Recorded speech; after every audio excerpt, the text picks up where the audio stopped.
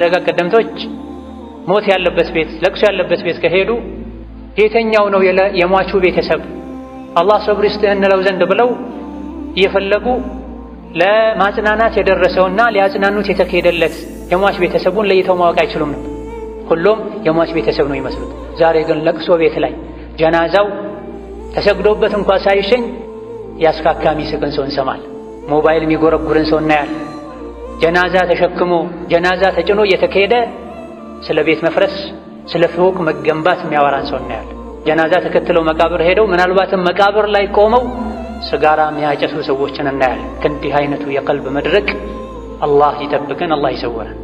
መቃብር ላይ ቆመው አካፋ ይዘው ስልክ ሲደውል ሲጮህ አካፋውን ጥለው ጥግ ሄደው ስልክ አንስተው ስለ አክሲዮን ስለ ዕቁብ የሚያወሩ ሰዎችን እናያለን። እንዲህ አይነቱ ሰው ሞቻለሁ ብሎ ለነፍሱ ሊያለቅስ ይገባዋል። እንደ ሞት አስፈሪ እንደ ሞት መካሪ ነገር የለም። ሞት ያልመከረው ሌላ ምንም ይመክራል።